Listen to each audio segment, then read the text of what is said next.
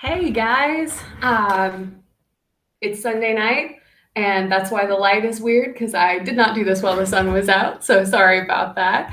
Okay, so to avoid the whole getting everybody together and some people not being able to be there to give feedback, I decided to just do a quick video explaining the production options for at least this semester. So we had a meeting 3-ish weeks ago, and everybody who was there gave me some good feedback on what you'd really like to do. I've been keeping an eye on COVID cases and protocols, and right now it doesn't look like things are getting shut down right now. So we're going to go ahead and go forward with a production. And I heard feedback from you guys that you would really rather do something that involved a set that was a decently small cast, and that you would prefer to do something that was a little bit more dramatic in the fall. So a thriller, a murder mystery, something that was a little bit more intense, and then do something more fun in the spring. So I'm still looking at spring options. Don't have any announcements to make that yet, but I have 5 things that I want to go ahead and pitch to you guys and get some feedback and make a decision, hopefully, at the end of the week. We can get that together. Okay, so I'm going to go ahead and share a little production options slideshow that I made. You should be able to see that on your screen now. Okay, so production options for fall of 2021. First option, and I think a really good one, would be to do Wait Until Dark. Advanced people from 2-ish years ago, we read this one together as a class. And between the time that we read this as a class and now, I found another version of this. So let me get a quick synopsis to those of you who are not familiar, and we'll go from there. So Wait Until Dark is a thriller about a woman who has something that like the mob wants, and she doesn't know that she has it, but they're trying to break in and like get it from her. So it's really intense, and the main character is blind, which is also an interesting kerfluffle in in the script. So just to go down some list here, I say that it's the 1960s or the 1940s, depending on the version, and that's because between when we read this in class and now, I've discovered that there's an adaptation that's been done of this script that takes the story and does the same text but sets it back 40 years, so it happens right after World War II. They changed the heroine, which was the original thing that the mob was after, to diamonds, which I think is a good choice. It cuts out some of the unnecessary stuff, streamlines it, but it's still the same script. So I think that if we did this, the best option would be to go ahead and go with the 1940s version. So that'd be the Jeremy Hatcher adaptation. The pros of this is that it's a really intense show.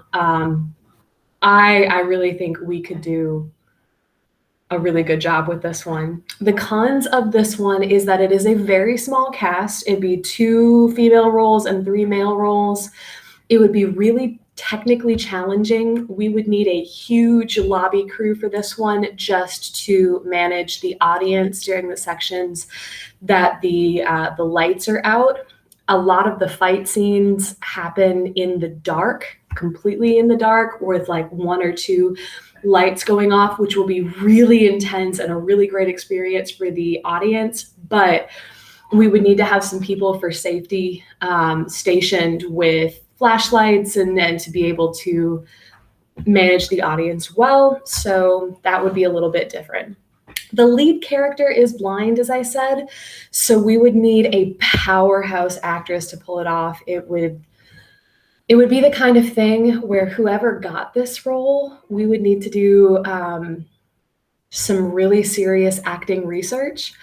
I'd have you whoever it is, talk to some actual people who work with visually impaired persons to be able to, to play the role well. We might even do something crazy, like have you go through a full school day with blinders on and be able to see how difficult it is for a person to lose their sight. So I know that there's concerns about that, but I think we have several people in our theater who I think with the right amount of intensive preparation, if we have somebody who is good and willing to put the work in to make that a great performance, it could be awesome. So that's option one, Wait Until Dark. Option two is Little Women. And I know I haven't talked to you guys about this at all, but I just had this thought that occurred to me that this might be a really fun show to do this year. If you're not familiar with Little Women, it's a classic American story about a family of daughters that is growing up during the time of the Civil War. And so their father is away fighting for not fighting, but being a chaplain for the Union Army. And it's funny in places. It's listed as a comedy, but I think of it's more of a dramedy. It's not just laughs. The pros for this is if we did this, we would go full out with the costumes. I would look for some place that we could rent authentic looking 1860s dress. It would be fun. I don't know. I really like doing the whole corsets and hoop skirts type thing. I don't know. We've never talked about this, so I don't know how you guys would feel about it, but I think it'd be super fun. Cons, the language is dated. Some of the staging is awkward. However, I have realized between the time that I made this PowerPoint and right now that there are multiple adaptations of Little Women. Some of them are an all-female cast, which I'd rather have. There's usually Little Women is about 7 or 8 women and like 3 men. So I think we could do one that's like that, but there's some flexibility there. If you guys have seen the 2019 Greta Gerwig adaptation of Little Women that was nominated for an Oscar, it was really good. I watched it this afternoon and I cried. I'm more familiar with the film version and the stage show. There is a musical version of Little Women. We are not doing that. Just as a quick note, we would not consider ethnicity in any way for this. So if we had a wonderful multi-ethnic family, the audience can just get over it. I think it would just be super fun to have people who fit these roles really well to play these roles. I don't know. Jo March is such a classic figure of American literature, and so is Amy and Beth and Meg and Marmee, and there's just so many fun aspects of this show to be able to do. So that is Little Women. Option number 3, A Raisin in the Sun. The time period for this one is the 1950s, 60s, somewhere in there. It's definitely a family drama, although it does have some really funny moments where there's some comedic stuff that happens. The biggest reason that I would want to do Raisin in the Sun is I feel like we have the actors this year to pull it off and just kill it. Even some people that you guys don't know that I have in my basic theater classes right now that I would love to see audition if we were to do Raisin in the Sun could be awesome. We've never done this kind of story before. We haven't really done a family drama for a lot of years, and we've definitely never had a show that was an almost all Black cast. So that could be really cool. However, as much as I love this story, as much as I love Lorraine Hansberry, as much as I love the dialogue and the setting and the story itself, and like I relate to it on a personal level, there are some pretty significant cons with this one. The first is there's a considered abortion as a plot point. There's a mild gay slur we could cut, but it might work best for the character. Basically, the story of A Raisin in the Sun is about a family, like an older family, like a mom and her 2 grown children, one of whom is married and they have a son. And they're all stuck living in this apartment on the south side of Chicago. And it's in the 50s, or 50s or very early 60s. And what happens is that before the show starts, the father of the family has died and he's left a life insurance policy. And so the tension in the show is about what's going to happen with that money. And the daughter in the family, who's just a great character, she's in school to be she's about to graduate college and she wants to go to medical school. So the mom is like, well, we're going to put a portion of this money to send Beneatha to college or to medical school. And then the other grown child, I just read the script, guys. I cannot remember his name. I think it's Walter. We're going to call him Walter. Walter is like, he's a taxi driver type one. He's like a chauffeur for fancy people. And he really wants to take the money from his dad's life insurance policy and use it to open a liquor store with his friends. And his mom is not okay with that idea at all. But he's like, I really want to do this, and you never let me do anything. And he's got a wife and a 10-year-old son, and they're all living in this apartment together. And if you have ever lived in a small house with a lot of people, you know that causes some tension, shall we say. So one of the plot points in the story is that the son's wife finds out that she's pregnant, and she's like, there's no way I can bring another person into this house. And of course, the mom is not okay with that, is not okay with the idea of her aborting the baby. So there is a considered abortion as a plot point, but it's not like a ringing endorsement of that.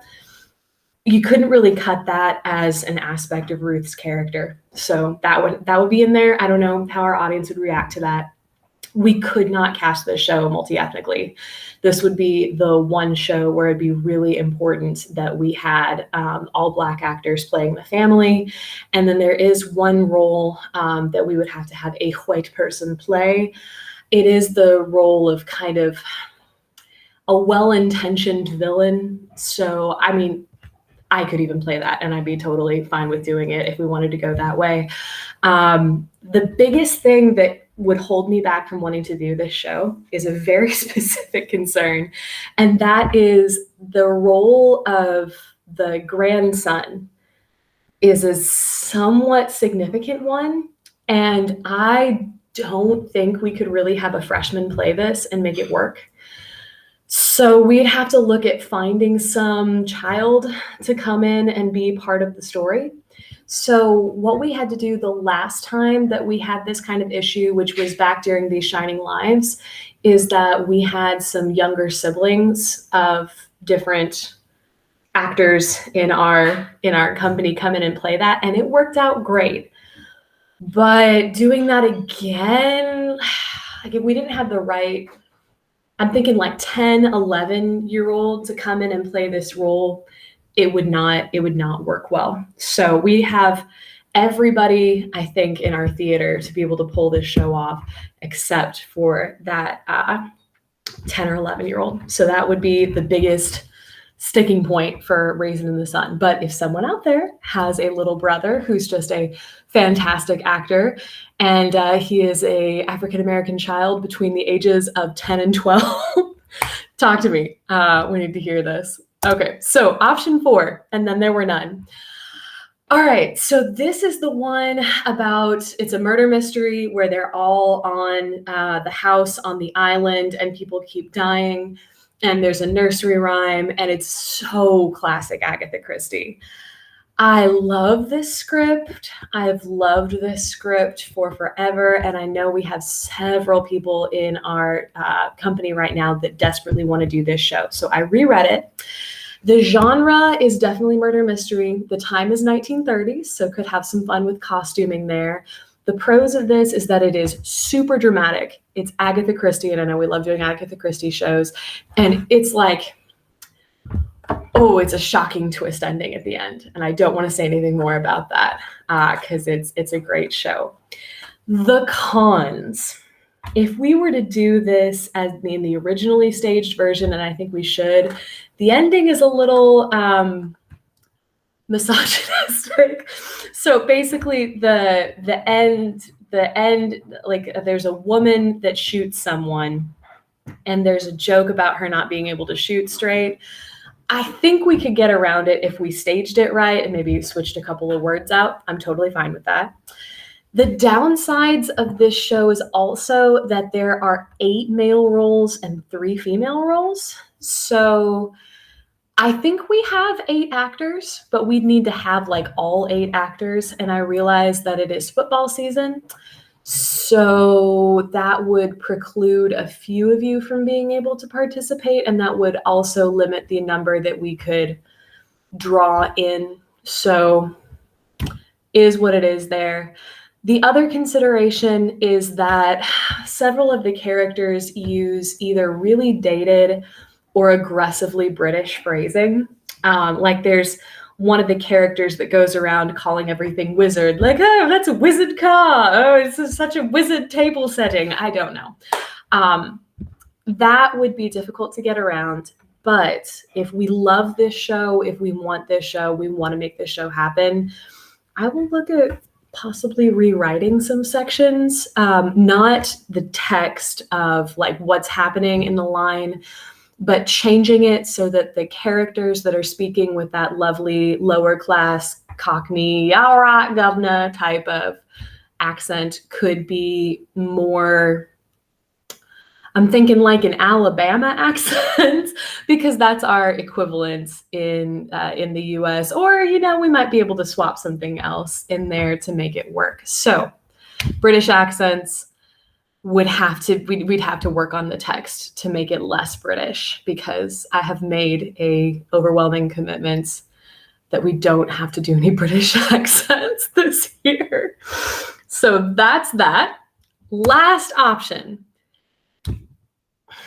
We just give up and do improv. I want us to have something this year. We could definitely have an improv team. I'm thinking an eight max. The theme would be negotiable. We've done like a Christmas themed show. We've done a Halloween themed show. We did a Western themed show. We did like a vaguely like military-ish camo themed show at one point, and it was all fun. And we could just do we'd have to do t-shirts and stuff. So we'd have to have some kind of vaguely related theme, but it would be a lot of fun. I love doing improv. It's been several years since we had an improv team. We just do a standard Upright Citizens Brigade improv style.